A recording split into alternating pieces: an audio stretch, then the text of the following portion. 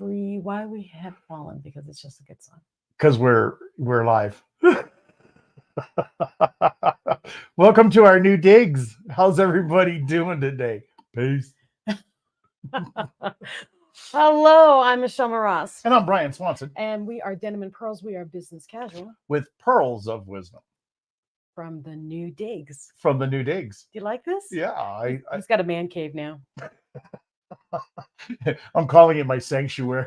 Sanctuary! It's amazing what happens when you put a basement to, you're down in the basement and there's nobody else that can hear you or see you or whatever, except for the person that's directly above you. I got to figure out how to fix that problem. But anyway. But I like the fancy leather chairs and everything. I mean, we're moving on up in the world. We got the comics going on in the back. We might end up changing that and put something a little more.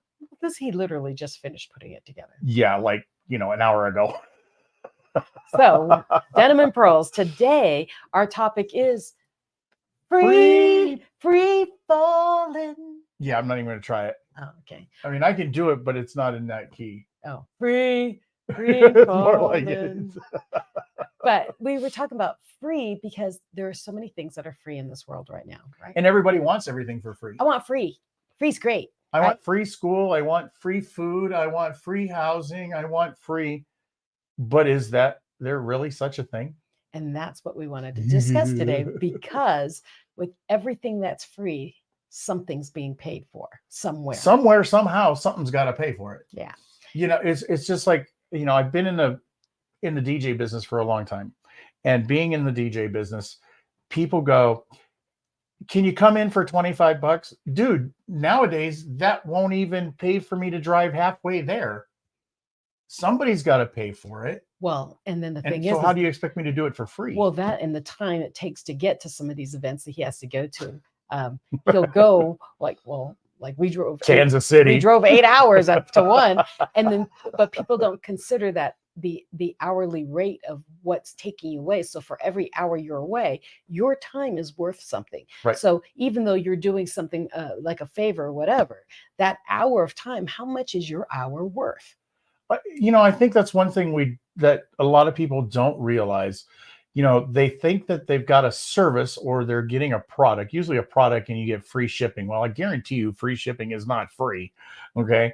We're still paying for the convenience some way, somehow. And then if you're providing a service, you have to eat that cost, not to mention, the time that it takes to set up, the time that it takes to tear down, the time it's just, what is your value? What is your time value worth? I think everybody's that way, though. A chiropractor. Oh, can you just crack my back? I mean, everybody wants something for nothing. Well, and for those of you who know doctors, you always do. You go to your doctor and you know what? I've got this pain in my neck right here. Could you check it? And the doctor's like, it costs like a couple $1,000s an hour for me, right? And I have a job that does this. And we do this to our friends, especially in the entrepreneurial world. Especially our friends, yeah. Yeah, and we'll say, hey, you've got that. Can you do that for me? And one day I'll pay you back. And that works to a degree. Mm-hmm. But then when it never ends, it's like, wait a minute. Nothing is free. My time, my energy, my electricity, everything. Something's got a price to it. And so we wanted to talk about free, and really kind of wanted to hear your input on what you thought about free, because free is an illusion.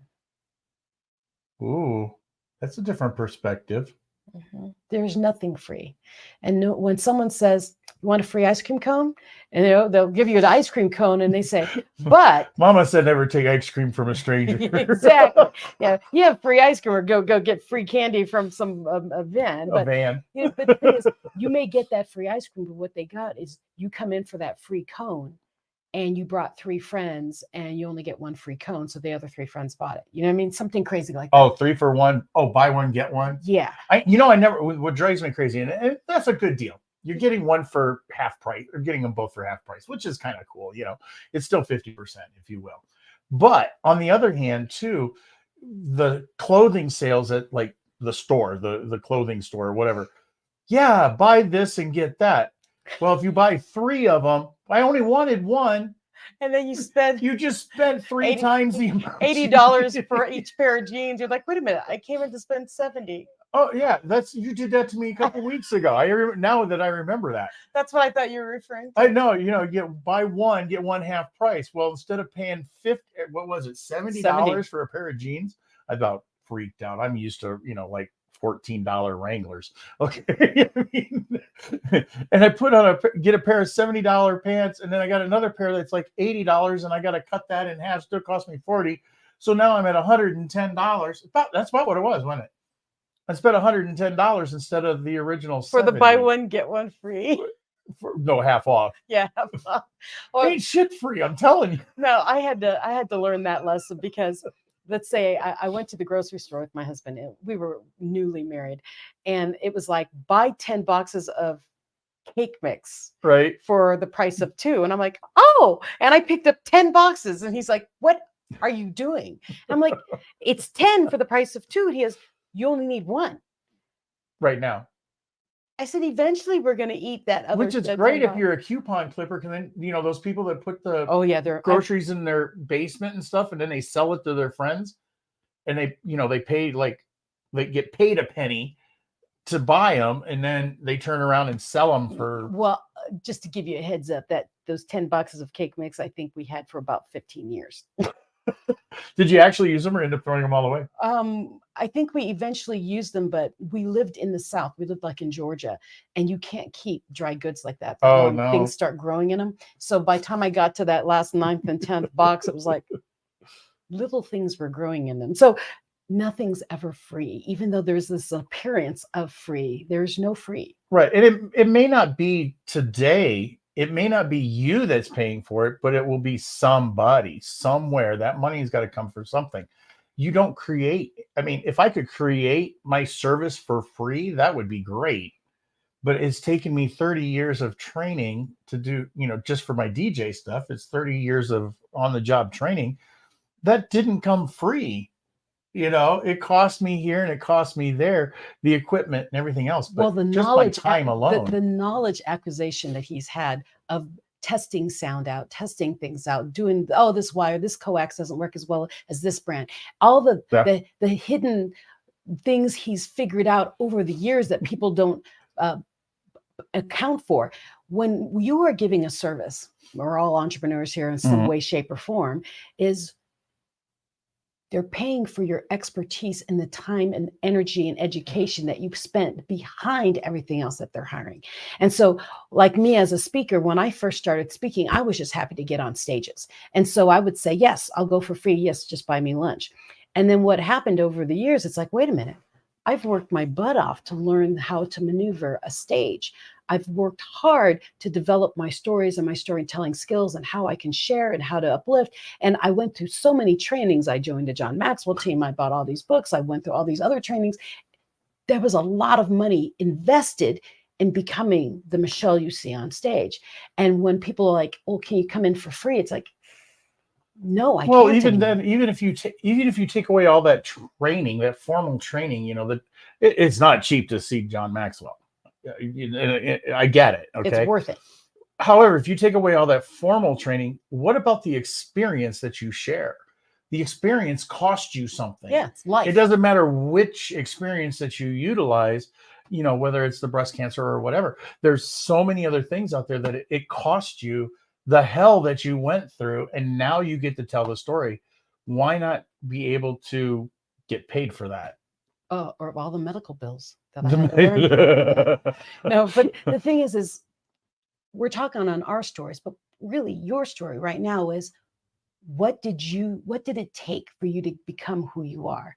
What trials and tribulations, what schooling, what pains, what time did you invest? How many videos did you watch? Or like with Brian, when he works on cars, I'm like, Brian, can you fix that bottom thing in my car? There's something leaking. He'll just jump in there and start fixing it. Well, I watch him and I realize he spent a lot of hours to figure out different cars and how different things work. That's a lot of expertise. So, well, I'm thinking my dishwasher. It took me 6 hours to fix it when it should have took me 20 minutes. But if he found an expert who had all the experience on all the different dishwashers, yeah, I could have bought for somebody.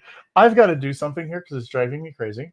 What? Since this is our first show in this format, yeah, I've got to move that monitor. What monitor? This one. Oh, the one I told you to move earlier and Yeah. you said you couldn't?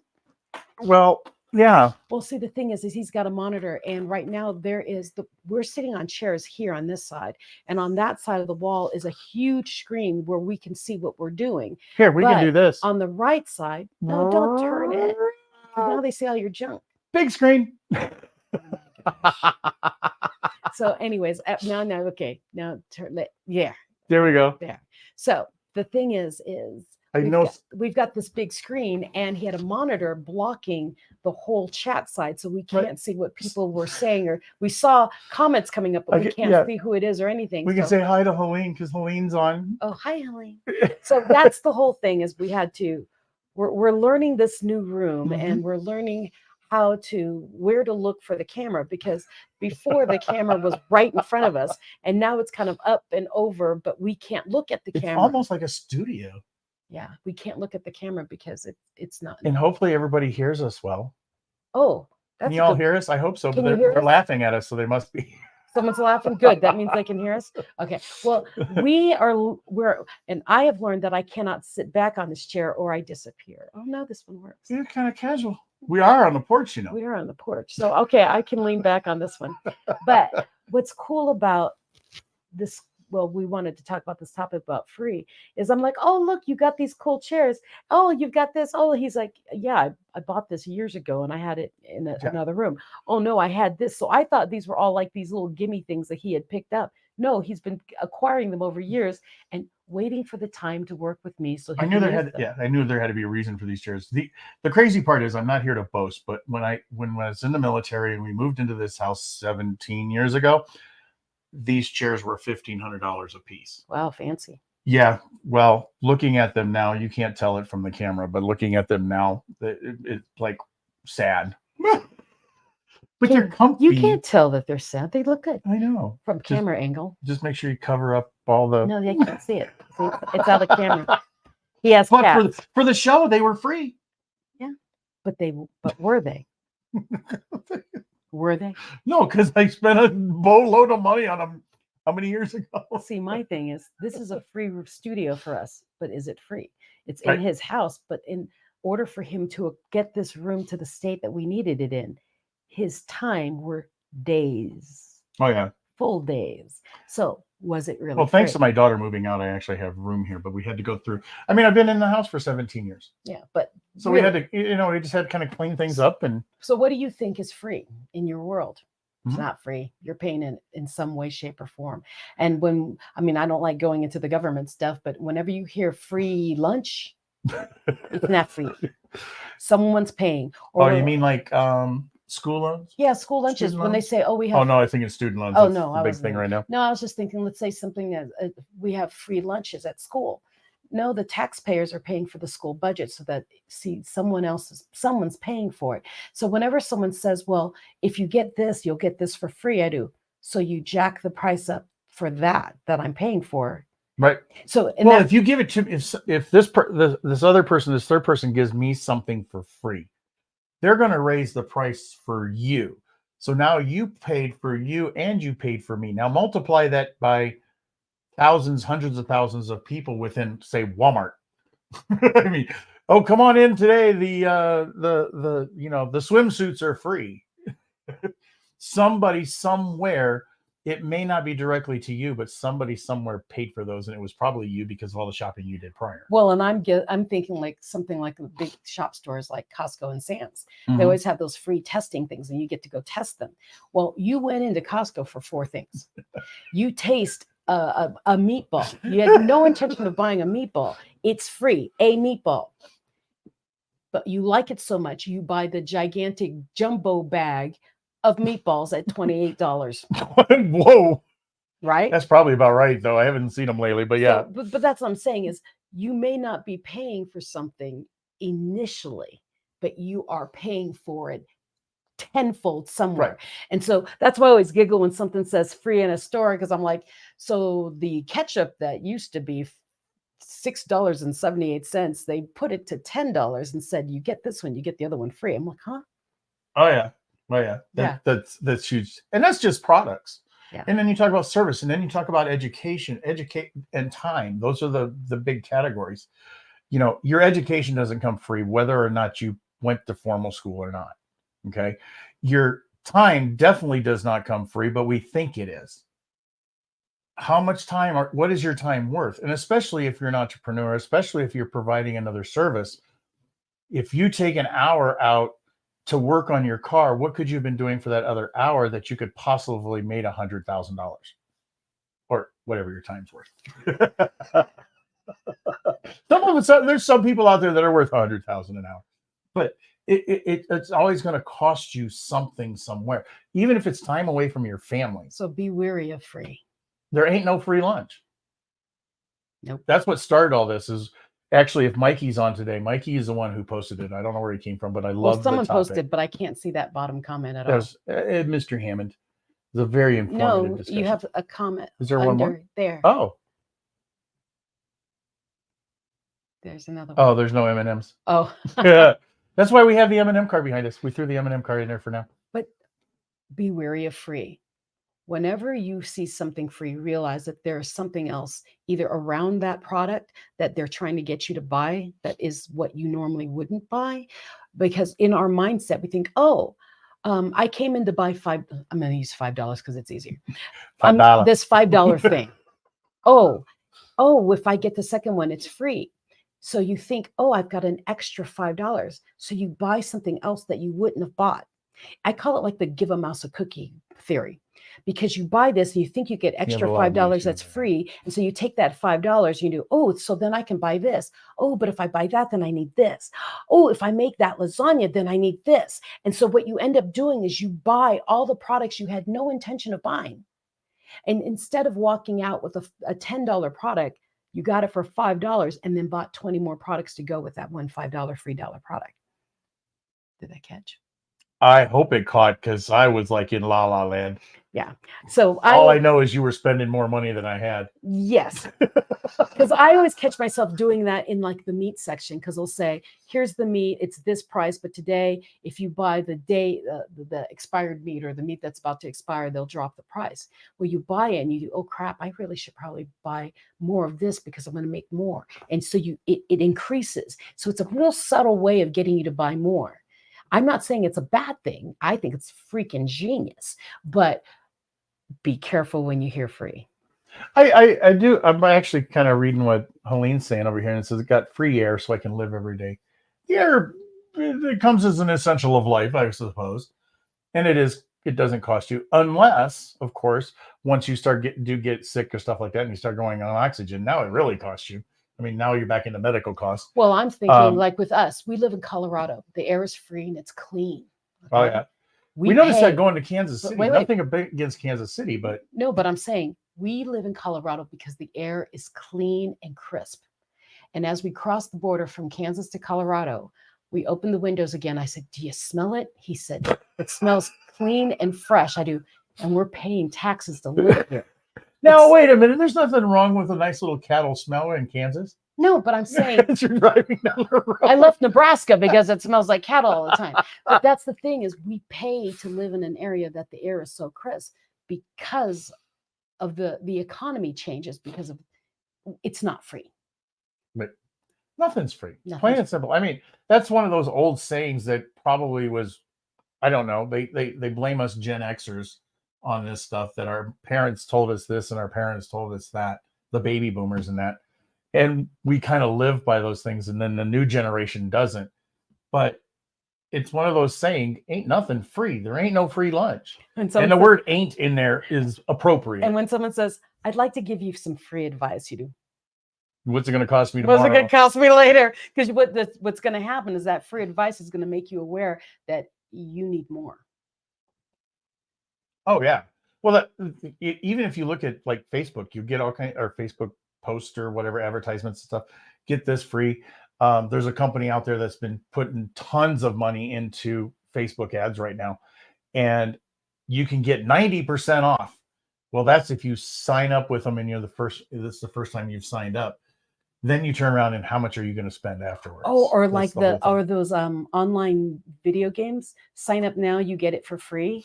And then in the small print, it says, if you do not cancel in 30 days, we will be charging you. Oh, And they start charging you on the backside after, whatever, 3 months, you start getting charged. I was and thinking you slot machines. and you forget. Yeah, you forget that you even got that free app. And then one day you start getting $9 charges everywhere. And like, what the heck is that $9 charge for? Oh, I played Blitz something something and I thought it was free and I missed the day when it was no longer free. Be wary of free. Always. Mm-hmm. That it? Kind of. I'm trying to put this towards giving your family something for free. Well, and your time is essential, and your time is worth something.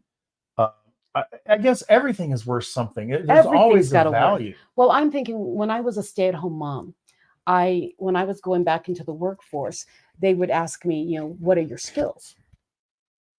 And I said, well, I'm a stay-at-home mom, so I'm the cook, the baker, the candlestick maker. I'm an accountant. I'm an engineer. I'm a math teacher, a science teacher, an English teacher. What do you want? And they said, whoa. So which piece of me do you want to pay for? Yeah, which piece of me do you want? Which expertise? Because the other thing about being a stay-at-home mom is I got really good at prioritizing time. And so my thing is, if you're out there and let's say you're a stay-at-home mom and you're thinking, well, I don't have anything to give. I've been staying at home for years. Your worth is so much that they cannot even fathom how much they can pay you.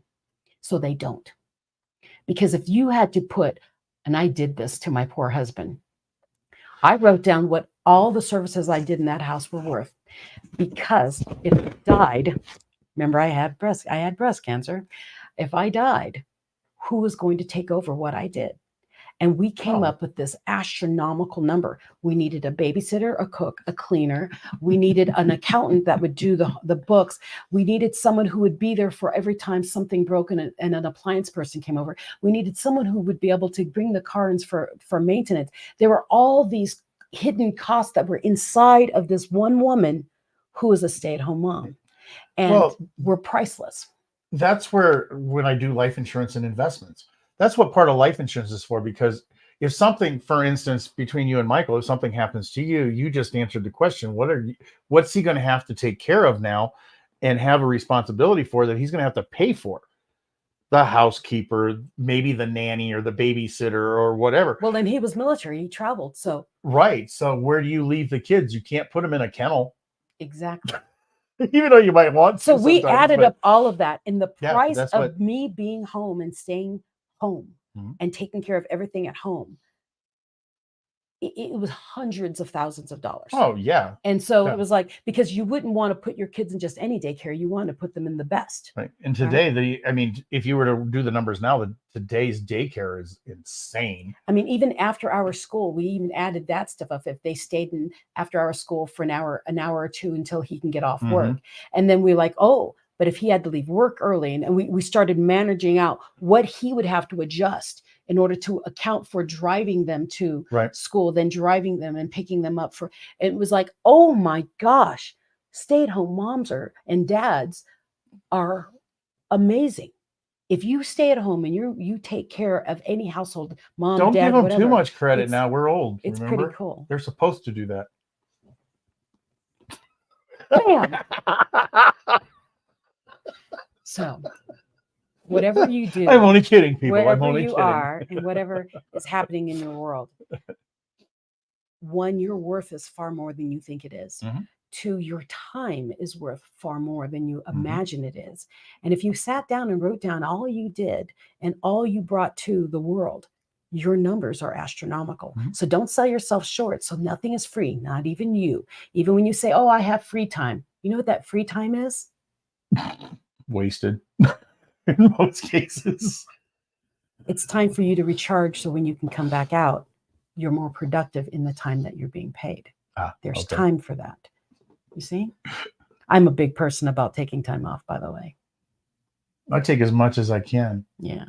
So maybe too much. Now you're free falling. And I hear so much from like the younger kids, like our kids are in their, late 20s, early 30s. Really close. I got one at 30. Yeah. So my thing is, we hear them talk and they're like, I've got this job and it doesn't pay enough and I can't live on it. And yeah, our economy shifted. But the thing is that what you call it? Shifted? it shifted big time. So my thing is, I just heard a thing today. They're thinking that $4 a gallon gas is going to become the norm, and we're going to think that it's hot or that it's normal. that's how it is in Europe per liter. They pay Oh yeah, they pay they pay per per liter. liter, which is a whole different story. But no, what I wanted to get into that is if you're out there and you're listening and you're worried about your job and that you're not getting paid enough money and you don't know if you're going to survive it, I want you to realize that what you're being paid is not your worth. I just saw this yesterday, last night. What? Had a conversation because somebody posted in one of the groups or whatever that an employer posted, I was paying this person $50,000 a year. Okay. And they just walked away from the job. And they'd only been there for like a week or something like this. And he's like, what's the disconnect?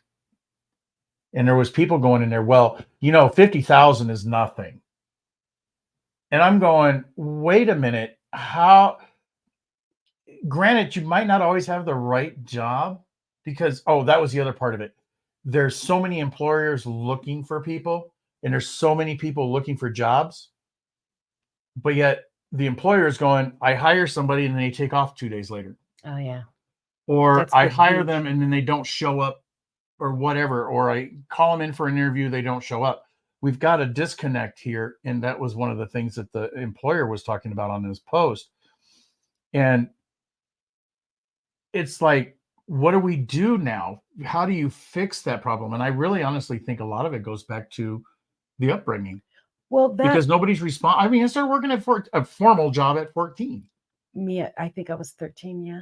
And it's like people these days, a lot of folks these days are not taught responsibility. That doesn't go across the board. Well, my thing is, it's just very for prominent me to right now. survive when I moved out, I had 4 jobs.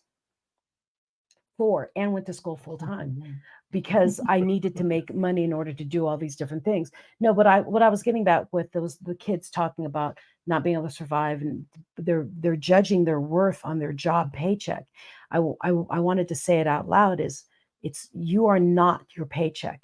The paycheck is the amount of money you are willing to trade for your dreams part. So that's why we say keep shooting for your dreams, keep working on what you really love, get the job that pays for things so that you can survive, but don't give up on your dream, because one day there will be a shift where you can move a little bit into more of your dream. And the next thing you know, you'll be sprinting, and then you'll be working for what you want to be working for. That's why so many people have been turning into the entrepreneurial world. Not everybody's an entrepreneur, okay? Not everybody's meant to be in this uneasy, unsettling paycheck fluctuation. So you need something stable to keep you from going insane, because we get paid and then we don't get paid. Then we get paid and then we don't get paid. And Save it for a rainy day. Entrepreneurs have to learn how to budget past the bad times so they can get back into the good times. So what are you willing to trade your free time for to get a paycheck so you can live? And then how much are you willing to trade that you have more free time so you can live? It's a Deep. Rhetorical question. It's kind Word of of the day, rhetorical. Rhetorical question. In other words, it doesn't deserve an answer right now. So here's my thing. What I've noticed sitting in these comfy chairs is Brian and I are talking more like we do when we really are on the porch. Yeah, I kind of noticed that too. Yeah, when we're sitting in the office chairs, we're a little more formal. So I think what's going to happen with Denim and Pearls is you're going to get some real conversations, because we don't have to talk towards the mic. We're kind of hanging out, and I'm hitting him and threatening to punch him. But that's what we do on the porch. So welcome back to the real porch, where we have real conversations about real topics. And we really do share our thoughts about what it is. And being able to lean back in this comfy leather chair really gets me. I got my legs crossed too. So, you think it's we about just time? need a cigar and a beer. We don't need a cigar and a beer. Oh, darn it. So, thank you for watching Denim and Pearls. Please share and join us again next week, Friday, same time, same bad channel. And realize free is not always free, because sometimes we're just free falling. My name is Michelle Moroz. You are? I'm just so stuck on the free thing. It blows my mind Why? because I like free things. Ain't free. It's Ain't getting all nothing an for nothing. illusion. It's just an illusion. So you Yeah. can enjoy your free, but know that somewhere in there you're paying for it. Or Somewhere. somebody else is. Someone, Not always yeah, you. Someone's paying for it. Could be somebody else. And even if it's your mental well-being, someone's paying for it. Right. Well, even okay. Oh, are we starting again? Yeah, I'm back on this again. The people are asking for the government for free things. Okay. So great, you get something for free. Well, eventually you're going to have to work too, which means you're going to end up paying for it eventually in taxes or in some way, shape, or form. Well, that's when kids are like, it always comes back around no matter what you do. well, I'm just thinking when we were younger, we're like, gosh, I wish I had free school. I really wanted free school. I could have really loved free school. And we worked our butts off to get to school and go to school and get this degree. And they were like, okay, finally I've got it. And you go to work and you work this job and you start paying back all those crazy loans. I never got a loan because I was too busy. Well, I did have a loan, one, but so busy paying for life and everything. And I remember thinking, I'm making the paycheck I'm making now because I paid earlier. If I didn't learn how to work to get my grades high, keep them high, and stay in school, I wouldn't have learned the work ethic that is paying back now. So the 4 years just the 4 years alone that you put into school, not to mention the 13 prior. Because honestly, what I think I honestly think with school, it's not the actual learning in the books that you're really learning. It's how to live. You're learning how to manage and budget time and prioritize what really needs to be studied and what's already in your head. You're learning far more than the book. And what we learn in school, what we think we're learning in school is, I've got to get this book because I've got to learn everything that's in this book. You're learning what's around the book, what's important in the book. So like Brian and I have talked about that kind of stuff where we were fast, where we would learn something. And you know what? I already know that. I'm going to skip that. I'll focus on the thing I'm pretty weak at. Right. And that's some of the things we've learned as we use as entrepreneurs. As you're working in an entrepreneurial business, you do, you know what? I'm good at this, but Brian's better at this. Brian, can you do this? I'll take this from you. We've learned to trade our precious time to focus on what really needs to be done by us and what needs to be outsourced to other people. Well, one of the things I always said too, you don't have to learn everything. You just have to know where to find the answers. And today it's Google. I mean, back in the day, for me, it was like the architectural graphic standards. You had to find the book. You had to know that you needed to go to the Encyclopedia of Engineering. You needed to know where to find the answer. You didn't always have to know the answer. It just made it more convenient if you didn't know the answer. But see, that's the thing is, and I always freak out when my kids came home from school and they said, Mom, how do you do this? And I would do, I have differential calculus, Calc 4 in my brain. Okay. And so my thing is, I would look at their very easy problems. I don't even understand how you're doing this new math thing. And I would, well, just look in the back of the book. The index will teach you where that is, and we can go straight to the page of where you can learn it. They don't have indexes in the back of their math books anymore. So you couldn't go back and find where in the chapter it was. It was kind of spread across, or you had to listen to the teacher. I'm like, oh my gosh. Okay. You kids today. Anyways. Anyhow, you're going to slide me on to another topic. We better end it here. I know. So we'll hit on this topic next time. But being on the porch like this in these comfy chairs makes me want to talk more and deeper. We're in trouble. You're in trouble. This just means you get more pearls. Okay, right. Thank you so much. My name is Michelle. And I'm Brian. We are Denim and Pearls. We are business casual. With pearls of wisdom. From the porch. Remember, free ain't free. And sometimes it's not so bad. There ain't no such thing as a free lunch. Yeah, no free. Have a great week. We'll see you next week, Friday. Same bat channel, same bat time. Peace.